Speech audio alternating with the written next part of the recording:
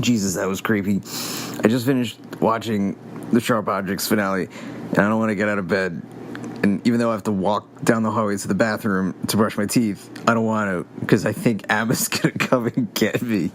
Oh, that was so creepy. That was so well done. The whole series was so well done in how they told a story. Just how little seeds were planted. You didn't know everything right away. It was just a slow burn. And then it's one of those shows where if you watch again, you can see all the breadcrumbs that were left out. And it was just even with that twist, because I remember, like, okay, so after Adora was sent away, it's like, okay, you see them, you see Amma, you see Camille settling down, and it's like I knew how much time was left, so I was thinking, well, what else is gonna go on? I mean, okay, we're gonna get a resolution, and here's a resolution, but wow, this is a long resolution. What's happening? You know, this is how I'm conditioned in watching TV. So I'm like, well, there's got to be something else going on. Like, what else is going to happen?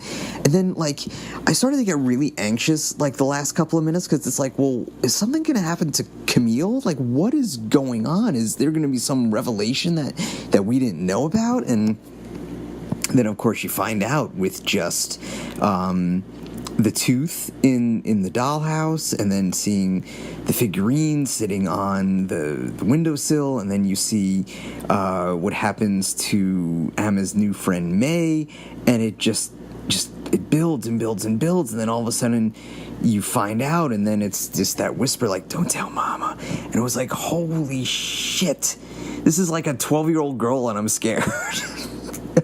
Well, just scared of the fact that someone has the ability to actually do that. And then, you know, I guess you can kind of understand just if the life that Amma had, just being raised in that environment and craving that much love and attention, and then being jealous of Anne and Natalie.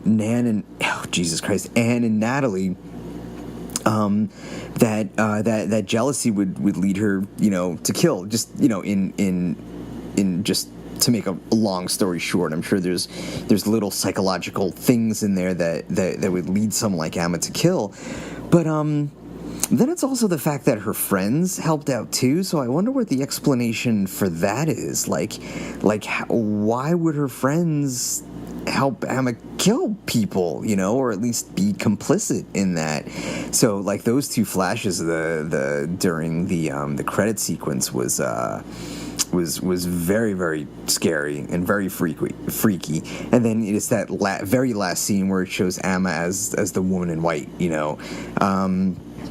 So I would not have stuck at the end of the credits if my friend Erin texted me and said, just make sure to stick to the end of the credits. I just would have shut it off. I would have been like, oh wow, crazy.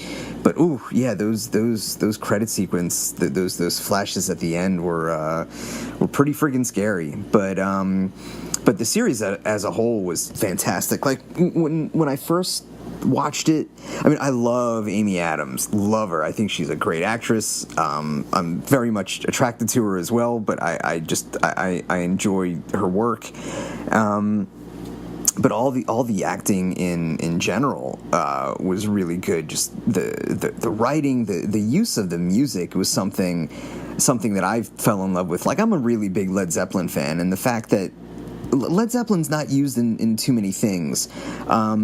Especially, like, if you go back, like, 10, 20, 25 years, it wasn't used in anything. The only time Led Zeppelin was ever used in a movie was during Fast Times at Ridgemont High, and that was because Cameron Crowe was a personal friend of the band, so they gave him use of the song Kashmir, even though it wasn't accurate in Fast Times at Ridgemont High. Like, the song they referred to wasn't Kashmir, it was a different song, because they mentioned Led Zeppelin 4. I think it was like put on side 2 of Led Zeppelin 4. Meanwhile, Kashmir is not on Led Zeppelin 4.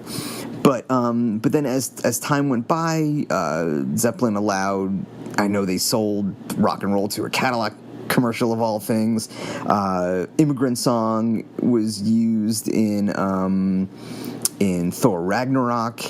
And I think that's the way it was used in Almost Famous as well, I think. But Zeppelin's very, very particular in what what shows their songs can be used in. And In the Light was used in Mindhunter very, very well.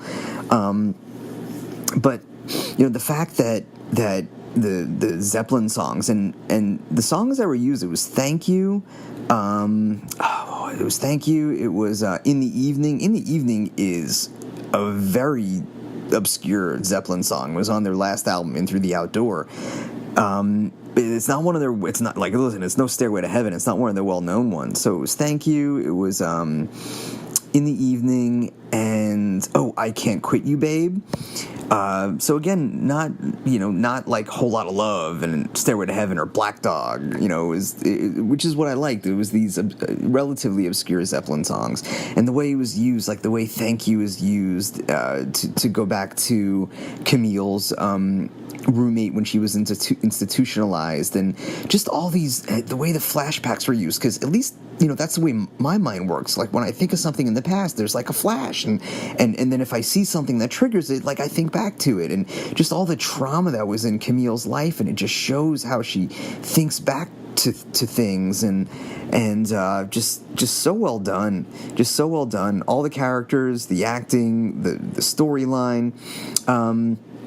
My only criticism was that I did think it was like a little too like Hollywood ending, how her boss, the editor, just came in, at the last minute to rescue her. I can understand it was used to build tension, and I was just, that was so intense about, you wanted Amma to get out of the house to get help, and she didn't get out of the house, and meanwhile Camille is dying because her mother's giving her the medicine, and it's like, oh my god, and Munchausen by proxy, that just freaks me out as well. So that is just horrifying within itself.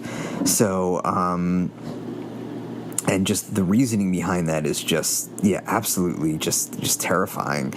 So I just like the way everything was done with this, and I would love to watch this. I don't know about watching it again because it was just very disturbing, especially now that I know what happens. But I wouldn't mind watching it again with someone who has never seen it before. So that is something I wouldn't mind doing. Now I will just have to find someone to watch with, provided I can ever get out of my bed again. So we'll see.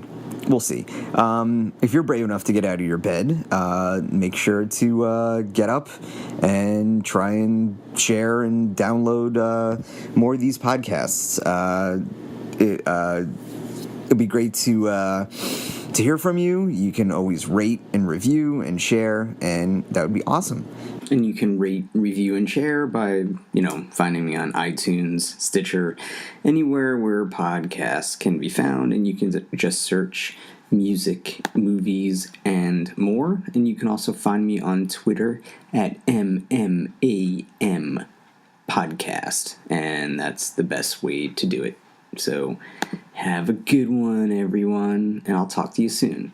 All right? Well, not you directly, but you'll hear my voice soon enough. All right. Bye.